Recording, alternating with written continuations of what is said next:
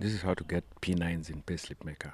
So you need to open the year that you want the P9s for. So in our case, 2025. Then you can view the P9s. There's a report for viewing.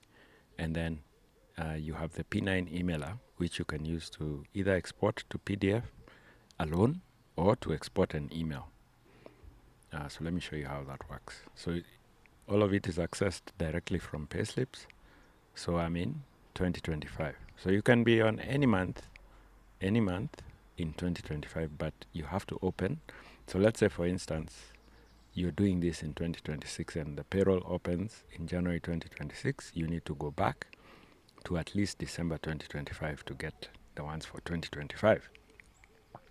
So the reports are at the bottom among the yearly and quarterly statutory returns. So this is the P9 one, and then the emailer is here. So to view, so we are in December 2025. If I want to view the P9s, I open. You can see you have your year there.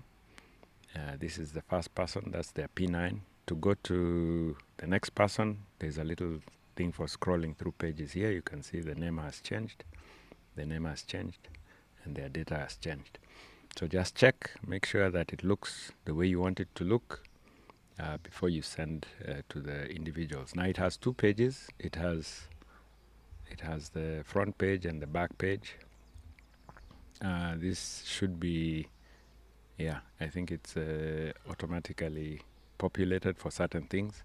Other things they will have to, or you will have to fill manually, although I don't think KRA checks this much. But when you do email, it emails both pages. Okay, so if I went to 2024, you would see if I open the P9, it will open 2024. That's what I meant, that you have to open the year that you want. So if I was in 2026, January, and I tried the P9, of course, there will be nothing. So just keep that in mind.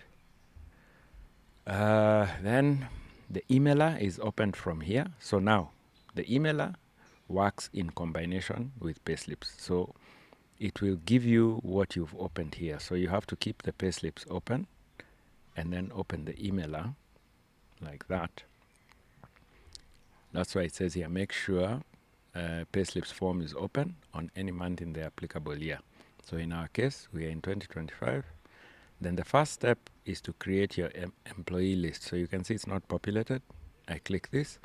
It takes all my people who have, everyone in that year who has data, it'll pick. It'll show you the year that it has generated for. Now, by default, these are not ticked so that you can decide who you want to generate the P9 for. Now, if you want to do for everybody, you can, let's see, let me drop these changes. So it gave me that error because I did a tick here and then I also tried to tick everything at the same time. So you can use this at the top to either untick everyone or to tick, either to tick everyone or to untick everyone. So that's the first step. Second step. First step, create the list, then do the ticking, then you can create the PDFs.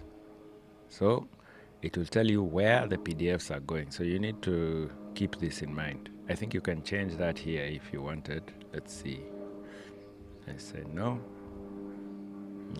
not on this one. Those are changes I've done in Nifty. So right now, I think by default, it will take you to see Payslips PDFs. So if we go there, see Payslips. Okay, so it does, it's Payslips PDFs. Let's go there to Payslips PDFs here. So let me remove this. So you can see the folder is blank. See Payslips PDFs, which is the same as what you have here. See Payslips PDFs. And when I say OK, this process may take long. It does one PDF at a time. So if you have many people, you'll see it'll add one at a time. So if I say yes and I go to the folder, you can see it's adding one person at a time, both page 1 and page 2. So it spits out the PDFs, and when you're done, it tells you.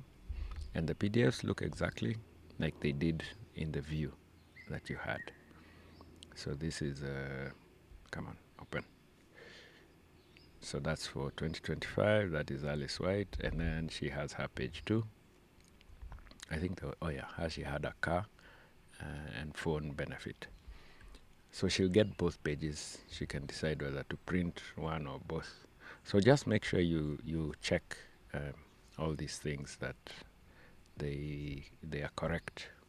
Sometimes, who knows, there could be some issues which we may need to resolve, but rarely. If it was okay during the year, it should be okay now. Now, if you want to email them, don't move them from here, because the emailer comes and checks, or rather picks from here, right? So it's looking for that path. See Payslips, PDFs, P9, Alice White 2025, right? So if I clicked, come on, where am I? So if I clicked send P9s by email now, it'll send page 1 and page 2 in separate emails. And of course, you can see I don't have email addresses. It's because I've not put in the email addresses in this sample file. To put in email addresses, you go to the employee list, you select here phones and emails, and you come and put the email addresses here one by one. So for example, Suzanne and Black at where.com,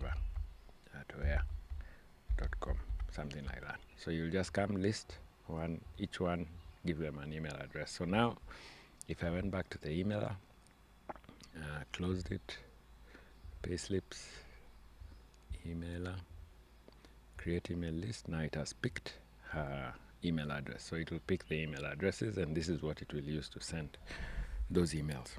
So that's how the P9 works.